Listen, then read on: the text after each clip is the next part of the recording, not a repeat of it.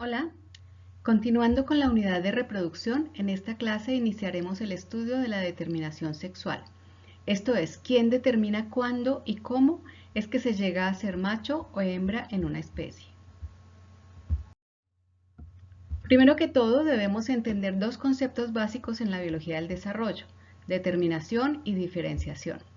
Determinación es cuando una célula opta por una opción de desarrollo de modo irreversible. Los genes asociados con esa ruta del desarrollo se han activado, pero no se han expresado y por tanto no se pueden ver cambios en su morfología y función. Cuando se observan ya esos cambios, es decir, ya la célula ha respondido a esa activación de sus genes, la célula se dice está diferenciada, porque está expresando en su morfología y función ese destino trazado por la determinación. Sin embargo, los procesos de determinación del destino de las células vienen desde muy temprano en el desarrollo embrionario. Por lo tanto, hay que diferenciar entre célula determinada y célula determinante. La célula determinada es la célula que se diferenciará. La determinante es la que ordena el destino de las otras células. Así, comparemos las células determinantes en el proceso de determinación y las células determinadas en el proceso de diferenciación. La determinación del destino de una célula inicia en las células determinantes, las células madre, en donde algunas porciones del genoma son seleccionadas para su expresión y pueden producir entonces señales determinantes que van a las células hijas o a otras células a su alcance. Las células que responden a esta señal se diferencian al especializarse y funcionar en respuesta a la activación de sus propios genes por las señales inductoras que produjo la célula determinante. Las células que producen los determinantes o inductores son las células totipotenciales, las células embrionarias o las células madres. Las células que se diferencian son aquellas que ya están determinadas y que derivan de estas células embrionarias o células madre. La célula totipotencial embrionaria o la célula madre, al activarse, puede producir una segregación asimétrica de los componentes citoplasmáticos, de modo que una de las células hijas derivadas queden con estas señales inductoras y la otra célula se mantenga como célula madre. La célula diferenciada expresa como resultado de esta inducción los genes propios del destino que le dieron las señales inductoras. La determinación es el proceso responsable del destino de las células. La célula ya ha elegido un destino, va a ser una célula cardíaca, de la piel, etc. La respuesta de la célula determinada es la especialización y el funcionamiento en el destino que le fue dado. Va a verse funcionar como una célula cardíaca, de la piel, etc. Ya teniendo claros estos dos conceptos, vamos a hacernos la pregunta relacionada con el tema de esta unidad. ¿Cómo se da la determinación y la diferenciación del sexo? Un poco de historia. Este es un tema que ha despertado interés desde los primeros estudiosos, en este caso, los griegos. Así, por ejemplo, Parménides, que fue el primero que se conoce habló del tema, indicaba que la posición del feto en el útero de la madre determinaba el sexo. Si el embrión se ubicaba a la derecha del cuerpo de la madre, nacía un niño. Posteriormente, Anaxágoras indicaba que era el testículo de donde salió el semen. Si salía del testículo derecho, se obtenía un niño. Otra vez los hombres derivados del lado derecho. Luego, Empédocles indicó que la temperatura mayor determinaba el desarrollo de un niño, algo similar a lo que pensó Aristóteles casi 150 años más tarde. De hecho, se aconsejaba tener la cópula en el verano si se quería tener un niño. Sin embargo, Aristóteles sí hacía observación y experimentación. Al observar que los hombres con un solo testículo podían tener tanto hijos como hijas, desestimó la idea de Anaxágoras. Igualmente es importante que él indicó que la participación femenina en el desarrollo de los hijos no era solo albergar en su útero el embrión, sino que algo de lo que producía la hembra, él decía que en la menstruación se mezclaba con el semen para producir el embrión. Asimismo, al observar embriones de pollo se encontró que hay un periodo de ambigüedad sexual, porque no hay órganos reproductivos femeninos ni masculinos al principio del desarrollo. También vio los eunucos y dedujo que los testículos eran los responsables de los rasgos masculinos. Aunque Aristóteles hizo una contribución importante con sus observaciones y descripciones, Sus ideas prevalecieron en la historia humana por más de 2000 años. Las mujeres eran hombres cuyo desarrollo termina demasiado temprano, hombres mutilados, por el enfriamiento durante el embarazo. Así que para 1600 aún se mantenían estas mismas ideas. Fue con los estudios de la anatomía humana que se fueron encontrando equivalentes entre los órganos femeninos y masculinos. En 1672, Reiner de Graaf demostró la existencia de estructuras que producían huevos, los folículos ováricos, en lo que hasta entonces se llamaban los testículos femeninos. Esto demostró que las hembras producían huevos que podían transmitir características parentales y les dio el nombre a los folículos preovulatorios de los mamíferos, los folículos de Graaf. Con el desarrollo del microscopio, Antoine Leeuwenhoek dibujó los espermatozoides y los llamó animálculos, y dijo que ellos tenían que ver con la formación del embrión, a pesar de que en su tiempo la teoría de la generación espontánea estaba en boga. Se pensó que los espermatozoides eran parásitos porque tenían movimiento propio y que eran animales independientes, por ellos los llamaron animálculos. En 1694 se describieron estos animálculos y se llegó a la idea de que en la cabeza del esperma había un hombre en miniatura y se les llamó homúnculos, y por tanto el esperma era un hombre pequeño que se ponía en el huevo para desarrollarse hasta formar un niño. Esta teoría se extendió y sus seguidores se llamaron los espermistas. Lázaro Spallanzani realizó experimentos de fertilización in vitro con huevos de ranas y demostró en 1780 que el esperma sí es necesario para el desarrollo de los huevos. En 1850, mucho tiempo después, Franz Leydig estudió comparativamente la anatomía de los tractos reproductivos masculinos y describió las células que llevan su nombre en los testículos de los vertebrados, las células de Leydig, productoras de los andrógenos. En 1878, Oscar Herwig describe la fertilización al observar el esperma entrar a la célula huevo. Ahí están los dibujos que hizo Oscar Herwig.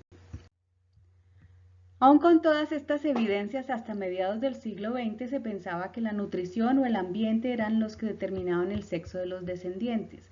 Los factores ambientales asociados tenían que ver con la nutrición de la madre, la temperatura de la concepción, el almacenamiento de energía, etc. Esto es una visión ambiental de la determinación sexual en el hombre y los animales domésticos. Esta visión ambiental se mantuvo hasta 1900 cuando se descubrieron en 1902 los cromosomas sexuales, una mujer haciendo un aporte muy importante al tópico.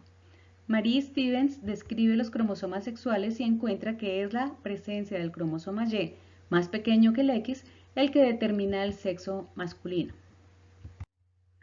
Para 1950 ya se sabía que el cromosoma Y tenía una función determinante masculina, pero no se sabía qué genes estaban implicados en esta función. Se estableció una carrera para encontrar el gen que determinaba el sexo masculino con varios candidatos sugeridos entre 1966 y 67 y posteriormente en 1989. Finalmente, en 1990 se confirmó que el determinante sexual era en el cromosoma Y el gen SRY y fue probado mediante la obtención de un ratón de sexo revertido por el bloqueo de su expresión en un macho XY. Acá el equipo que lo encontró tomando una foto a uno de los ratones tratados, foto que fue la portada de la revista Nature en esa edición. Se describió el día exacto en que el gen se expresa en los ratones y cuál es el producto de su expresión. Esto era el factor determinante masculino, esto es la formación de un testículo, pero el factor determinante femenino, ¿cuál era? Este ha sido mucho más difícil de encontrar, hay múltiples descripciones, pero se cree que no hay un factor específico para el desarrollo del ovario. Sin embargo, en 2006 se encontró un gen que puede, si se bloquea, revertir el sexo femenino en ratones, el gen RSPO1, y se pudo asociar con problemas de machos XX en humanos. Sin embargo, a hoy se cree que el desarrollo ovárico es la sinergia de varios genes y no hay un único gen que sea el disparador del desarrollo ovárico. Hoy en día sabemos que en la determinación del sexo en mamíferos y otros vertebrados, los mismos genes controlan el desarrollo testicular y la cascada de genes del desarrollo ovárico es también muy similar. Sin embargo, hoy en día se sabe que existe tanto determinación cromosómica de los fenotipos sexuales como determinación ambiental, es decir, que no estaban tan equivocados los primeros investigadores. En realidad se sabe que el ambiente puede ser el disparador inicial de la cascada de genes que van a formar un testículo o un ovario. Antes de comenzar a hablar de los sistemas de determinación sexual, vamos a distinguir algunos conceptos. En primer lugar, debemos saber que hay dos momentos para la determinación del fenotipo sexual. La determinación primaria del sexo es sobre qué es lo que determina que se tengan ovarios o testículos durante el desarrollo embrionario. Y la determinación secundaria, que es producto de la primera, determina la adquisición de los caracteres sexuales secundarios que se observan en diferentes órganos de cada fenotipo. Esta es mediada por las hormonas sexuales. Cuando Aristóteles observaba embriones de pollo, habló de un estado de ambigüedad sexual. Ese corresponde a un estado en el que las gónadas pueden desarrollarse en cualquiera de las dos direcciones, a formar ovarios o a formar testículos. Los elementos celulares y los tejidos básicos de construcción de las gónadas son los mismos. Se requiere de que se manifieste el efecto de la determinación de la diferenciación de los testículos o los ovarios. Entonces, la diferenciación sexual es el resultado de lo que se llamó durante mucho tiempo los realizadores sexuales. Esos realizadores sexuales más tarde fueron bautizados como hormonas sexuales, que si se producen por acción genética, entonces hablamos de la determinación sexual genética o cromosómica. Y si se producen por factores ambientales que incluyen la temperatura, el ambiente social y contaminantes ambientales, hablamos de determinación sexual ambiental. Entonces, esto permite concluir claramente que el sexo de un organismo se determina por el ambiente hormonal durante el desarrollo de la gónada indiferenciada bipotencial o primordio gonadal. La determinación del ambiente hormonal en la gónada potencial depende de tres mecanismos conocidos al momento. El primero de ellos es el efecto ambiental con dos tipos de factores que permiten la determinación del destino de la gónada, para ovario o para testículo. La temperatura o TSD en primer lugar y el ambiente social que influye el comportamiento y este a su vez el destino de la gónada.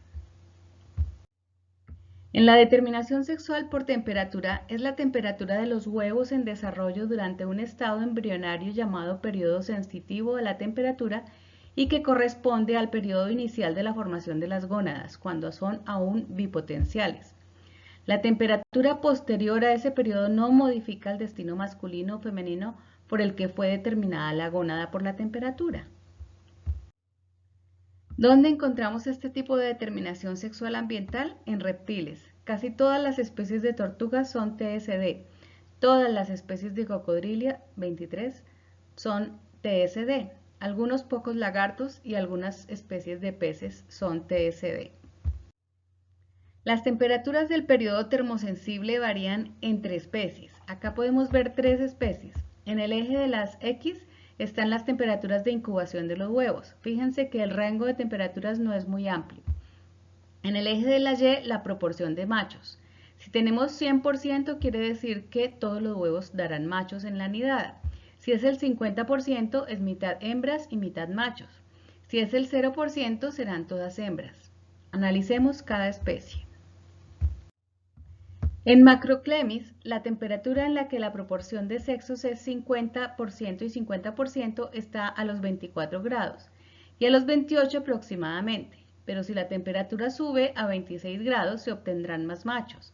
Las temperaturas por encima de 28 grados producirán solo hembras y por encima de 30 grados no habrá desarrollo.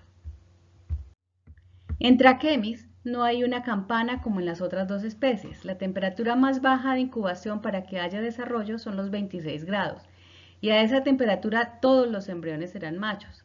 Hacia los 28.3 grados tendríamos una proporción equivalente de machos y hembras y a temperaturas por encima de 28.5 grados se obtendrán más hembras que machos hasta los 31 grados en los que todas serán hembras.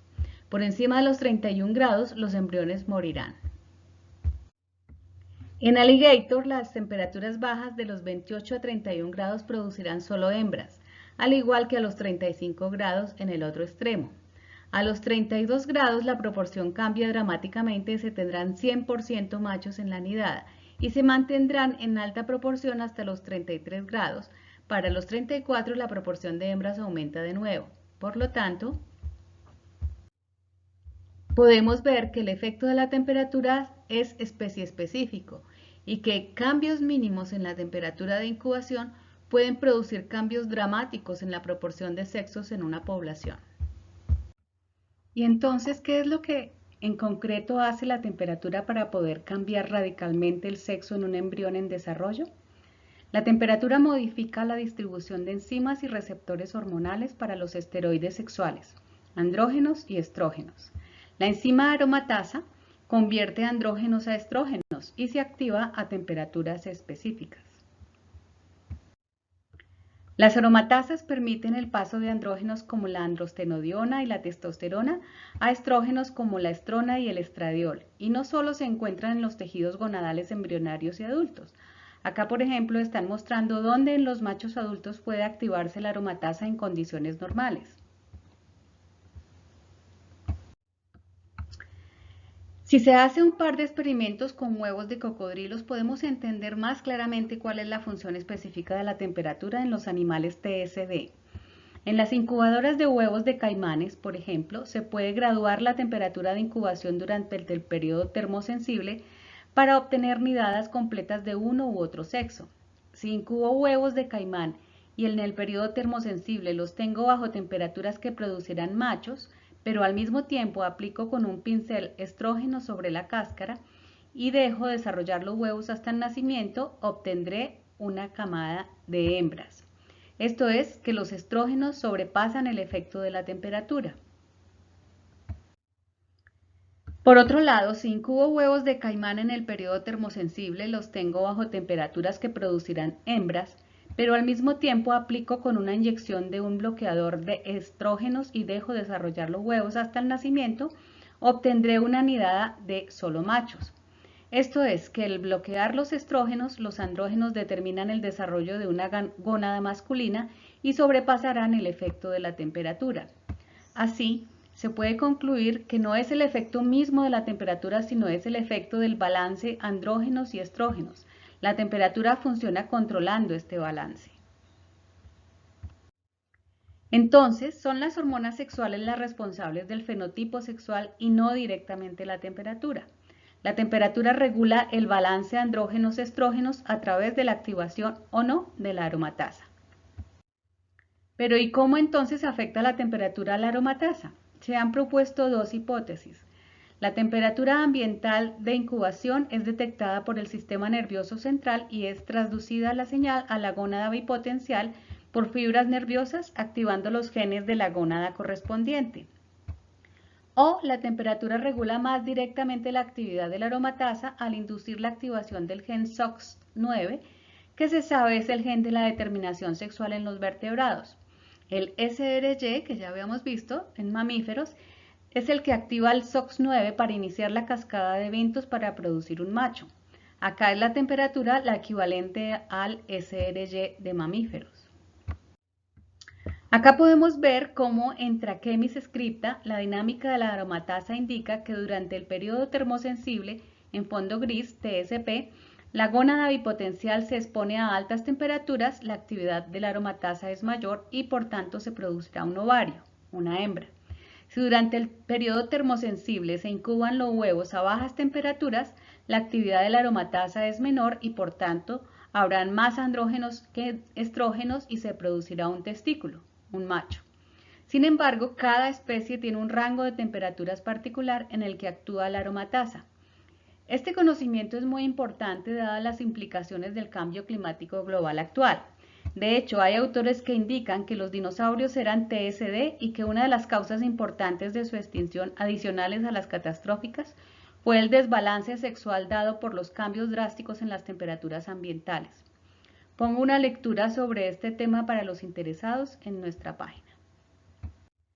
Un hecho muy importante que hay que saber es que esa determinación sexual por temperatura no da estados intermedios. Las temperaturas intermedias dan una proporción diferente de machos y hembras, pero produce efectivamente machos y hembras.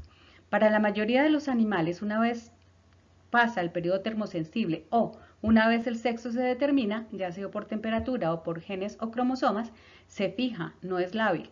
Se desarrollan testículos u ovarios. La determinación del sexo ambiental por comportamiento ocurre solo en peces. Los peces tienen una determinación sexual tardía en el desarrollo. Algunos peces desarrollan ovotestis, es decir, que funcionalmente tienen tanto ovarios y testículos que producen gametos funcionales. Estos ovotestis pueden estar produciendo gametos simultáneamente o ser secuenciales, es decir, que pueden primero desarrollar uno de los sexos y luego el otro. Esto es, primero pueden ser machos, producir esperma y luego ser hembras y producir ovocitos. Si primero se desarrollan como machos y luego como hembras serán proterándricos y si es al contrario serán proterogínicos. En la determinación sexual por comportamiento es el ambiente social en el que el pez hermafrodita se encuentra el que envía los señales que van de los sentidos al cerebro y de ahí se traducen en cambios fisiológicos que alteran el ambiente hormonal de la gónada para inducir un cambio de sexo y con él su papel como macho o hembra dentro de su grupo. Un ejemplo muy conocido es el del pez payaso, género Amphiprion, que son hermafroditas proterándricos. Ellos viven asociados con anémonas en los arrecifes de coral. Cada anémona es como el microhábitat de una familia, su casa, que se constituye de un macho, una hembra y juveniles de sexo indiferenciado. Es decir, aún no han optado por un sexo determinado, su gónada es bipotencial.